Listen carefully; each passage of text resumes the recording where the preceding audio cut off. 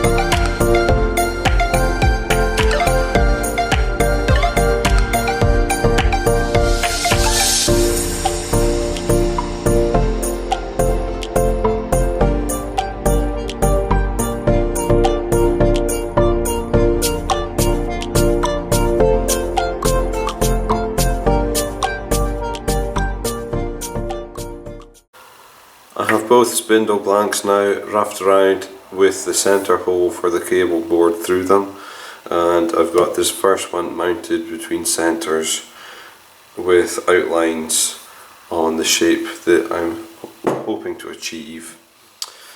So this centre part here will just be a straight piece of spindle that I will put the spiral detail on, with beads either side of that to separate it, coves past the beads as well. Down at the bottom here will just be a tenon at the base of that bead, and at the top I'll turn a tulip shaped nozzle that the bulb holder will screw onto at the top.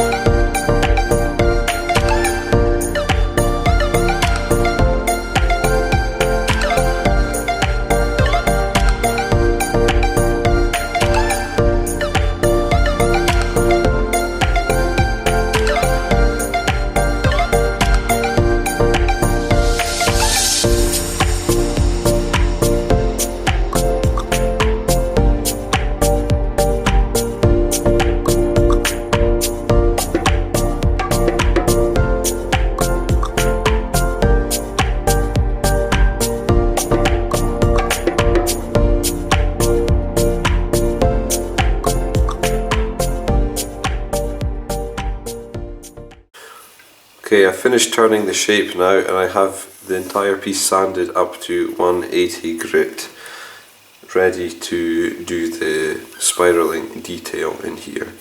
So I'm going to mark an equal distance in from these beads, mark a line, and I'll use the spiraling tool to create the detail between those two lines. The Meranti is quite soft, it sands very easily, so I'm hoping that the tool isn't going to cause any breakout. We'll just have to see.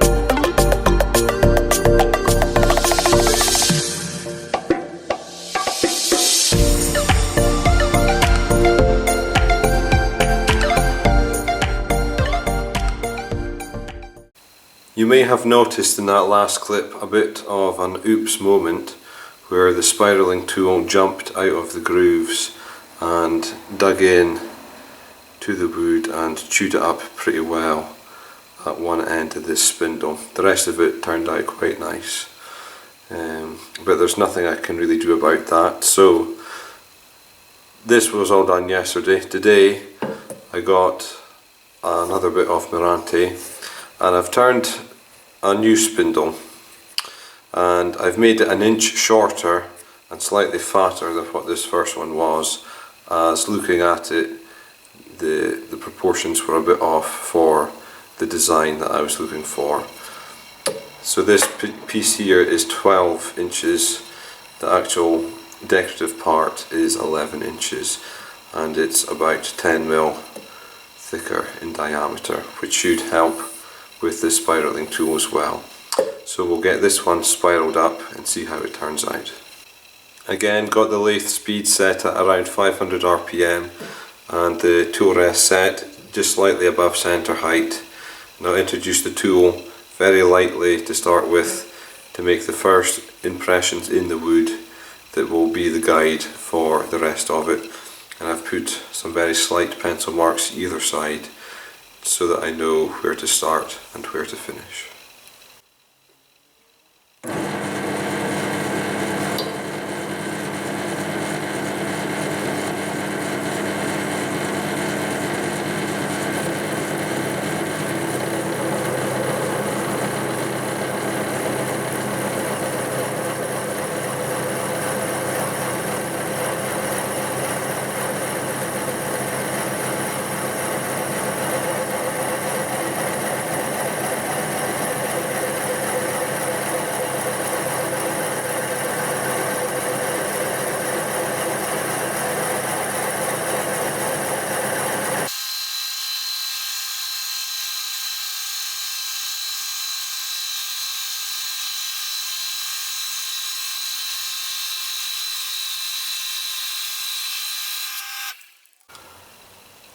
That time it's turned out perfectly. I've got some really good clean cuts all the way along from start to finish. All I need to do now is to continue to run in those grooves, taking light cuts until it cuts to the full depth of the cutter, and then these will round over really nicely and there'll be a really nice spiraled column for this lamp.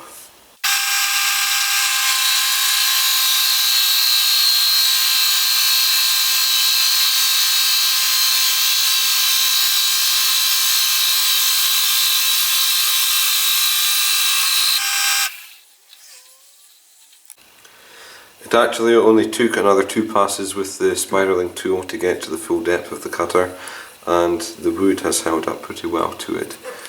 There is 1 or 2 parts that it has broken out with it being a softer wood, but overall it's turned out really quite well. I'm quite happy with it.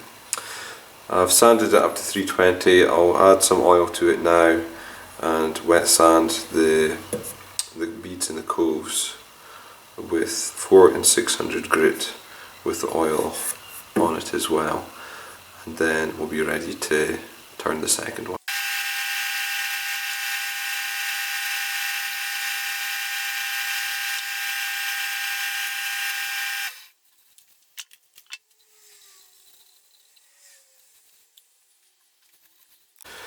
The oil's had a chance to dry now, so I'll use Yorkshire grit to really smooth out the blank before finishing with Hampshire Sheen High Gloss on the parts that haven't been treated with the texturing tool.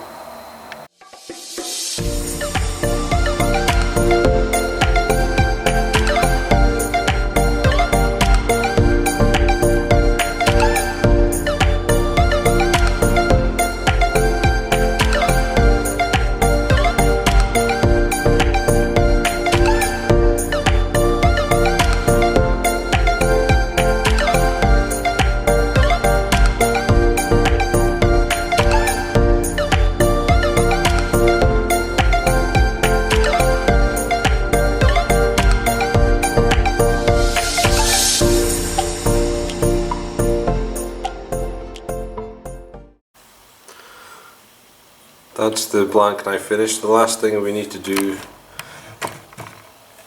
is bore a small recess in the top here for the fixing plate to sink into, and I can do that using the dowel to drive centre here by taking pressure off the tailstock, letting that rotate and slowly progressing the tailstock back up to bore this hole.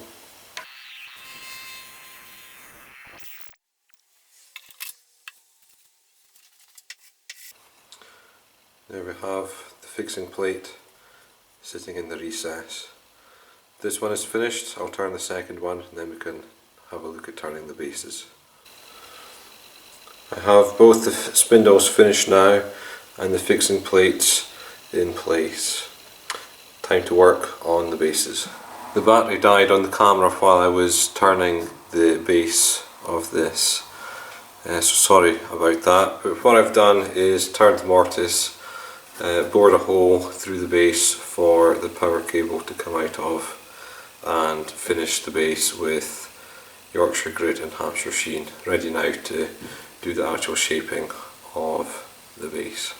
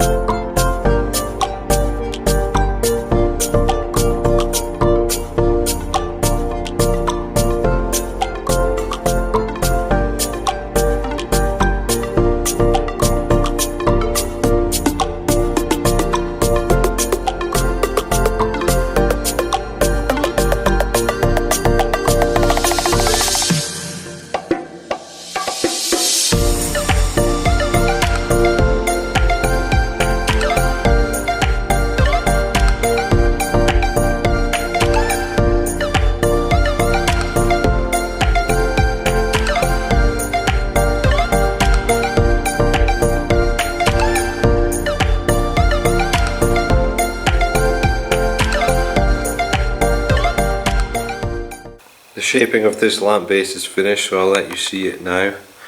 I have it come up in a Roman OG shape, and then I hollow out a cup here and I carve in just a groove there just for a bit of decoration. What I'll do now is work on the mortise to accept the lamp spindle into there. Once I have that mortise the right size, I'll follow this hole all the way through for the cable to go out through the bottom of the base. Then it'll be ready to apply the finish and glue the two parts together.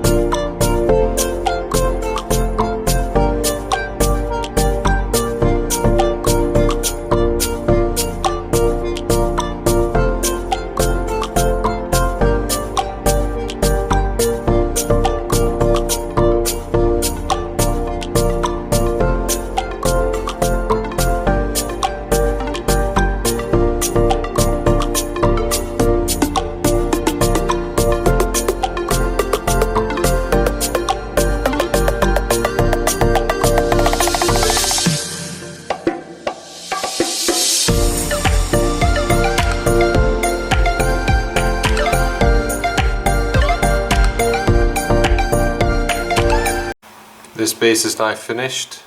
Time to glue the first one together. We'll leave that one to dry for a few hours before turning the second base.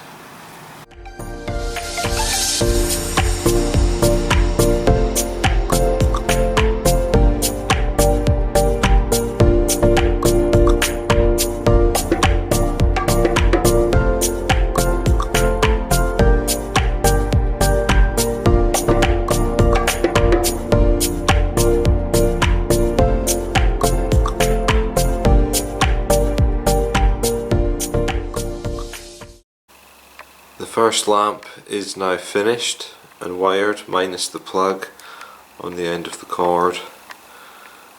Again, using Electech electrical products for the bulb holder. It's just a case of the brass fixing plate and the bulb holder screws onto the top of that, and the cable easily goes through the end of the spindle and then out through the hole in the base. So that one is finished, and the second one is currently in the lathe glued up. In a few hours I'll be able to wire it as well, and you can see them both side by side. And here are the finished lamps. I'm really happy with how the spiraling has worked out. It lends to a really cool effect when the light is on, with the shadows going down into the grooves. And I'm pretty happy with how I've managed to make both lamps almost identical. They're pretty close. So this project has been a success, I think. I've wired the lamps as well with an antique style braided cord. The wiring is pretty straightforward. I'm going to get these lamps pat tested so that I can sell them in the craft shop. So I hope you've enjoyed watching this video. It's been fun to do. If you're a subscriber, thanks for supporting me, and if you haven't subscribed yet, please subscribe and check out my channel and give some of my other videos a view as well. You'll find things there that will be of interest to you, I'm sure. Thanks very much.